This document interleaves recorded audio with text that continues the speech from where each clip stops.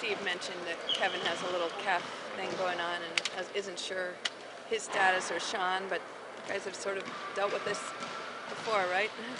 For sure. Obviously, you want to have everybody healthy, and we'll see how it goes tomorrow.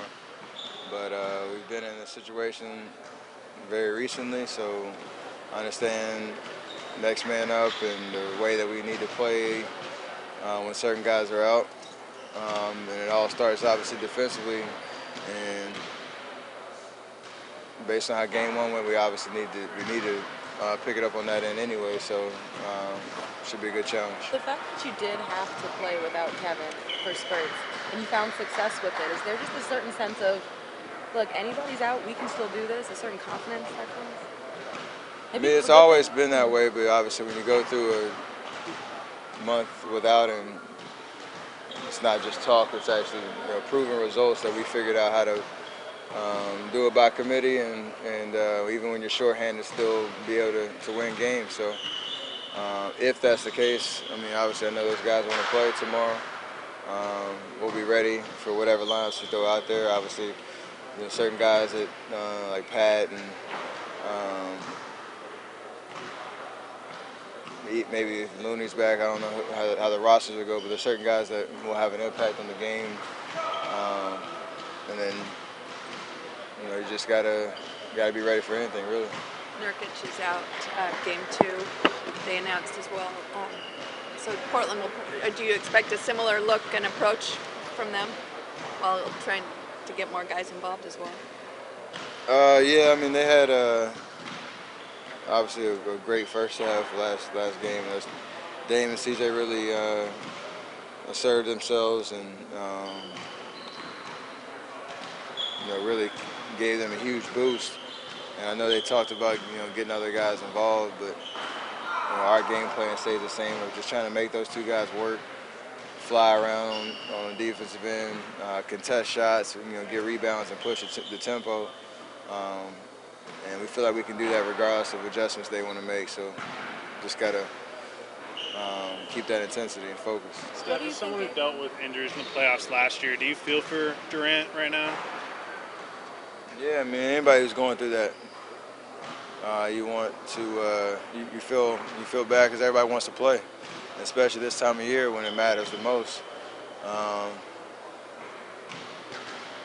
There's no kind of sugarcoating that at all. It sucks to miss playoff games and not be out there with your teammates. And even to have things that you got to, nagging injuries or whatever the case may be, just to be able to play, means a lot. So I know he can do everything he can to be out there tomorrow. And obviously the rest of the series, keeping that in mind as we go forward. What do you think? See him today or talk to him at all? No, we were practicing. He's getting treatment, so I know he's getting treatment, getting ready, doing everything he can to get himself in the best position to play tomorrow.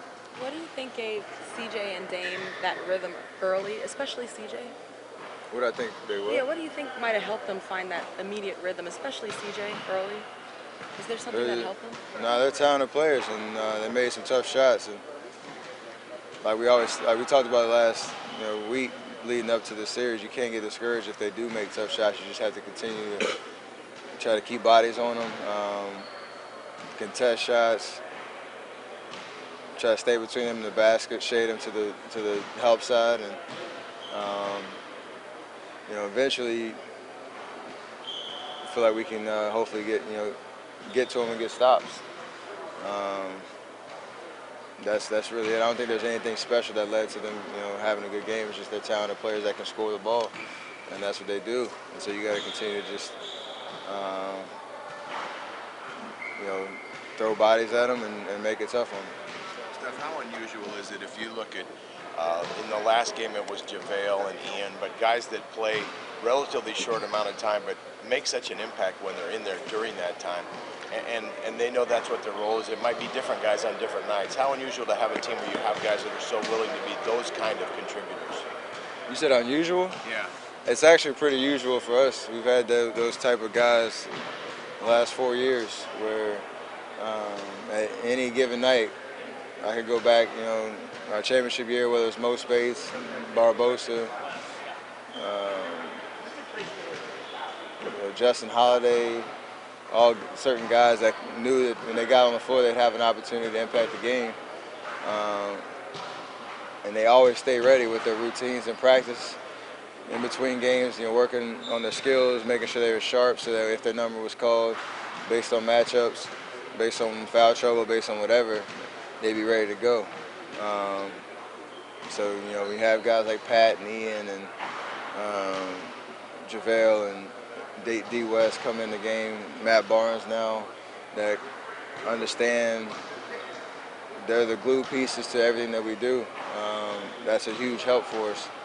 And it's a culture that we've developed over time that no matter who gets a spotlight, really everybody on the roster has a chance to help us win games, and whether it's regular season, playoffs, whatever. So it's huge for us. So it's the norm here, but It's definitely the norm here. yeah.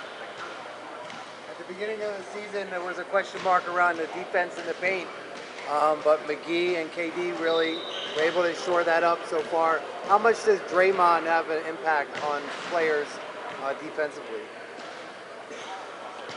You learn a lot from him just by his, the way he communicates and the things that the standard that he holds himself to, and that's kind of contagious down the roster. So when you have an anchor like that, and if you do your job, he's going to be there. Other guys are going to be able to help each other.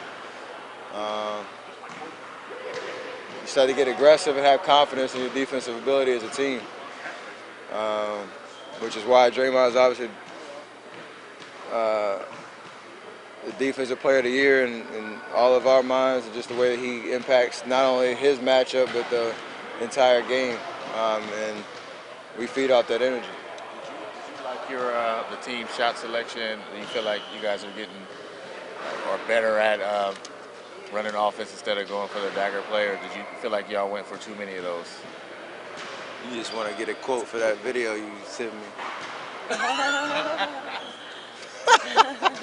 know me so well. I know.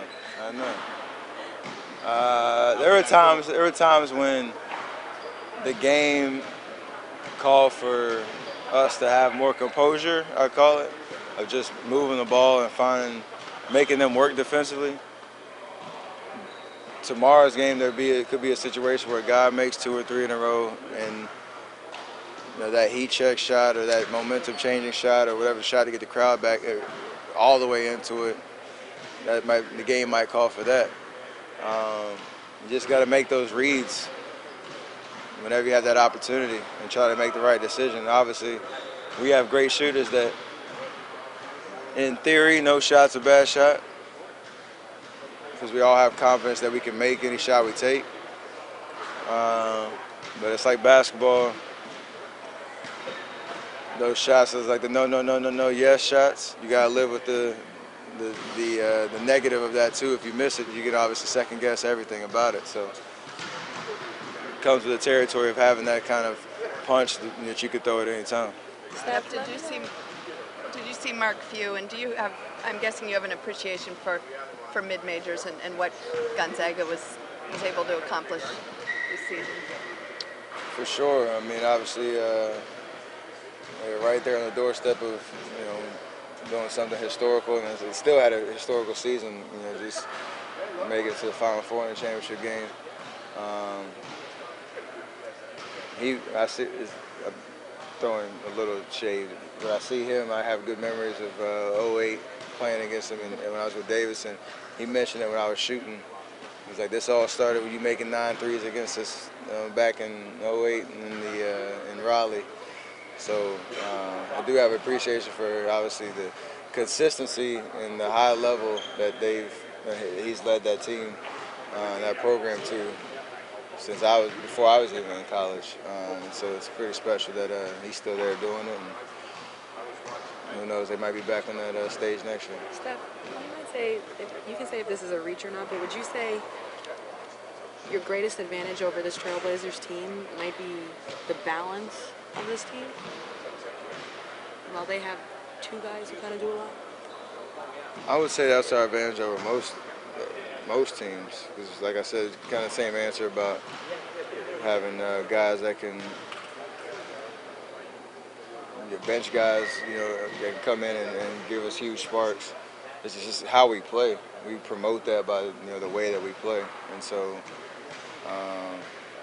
it'd be easy for me, Clay, KD try to go one-on-one every possession or try to do the spectacular. But the way that we try to create offense is a little bit different, and it's proven to work, and we want to stick with that. Steph, there was one exciting moment in the game that you yelled out to the crowd, come on, come on. Did you want to hear more from them? Were you satisfied with what they brought? We have the best home court in the league for sure, and the biggest thing for us, we were loud in that noise from our fans, and in those moments that you make a great play, or it's a tie ball game and you're trying to separate yourself. Those are those great moments that you can kind of just feel the energy and the atmosphere. We give our fans a lot of those moments, and we want to make sure that volume is always as loud as possible when we have the opportunity. So tell Dub Nation to keep it going because we feed off of it, and it makes us go. Thank you. When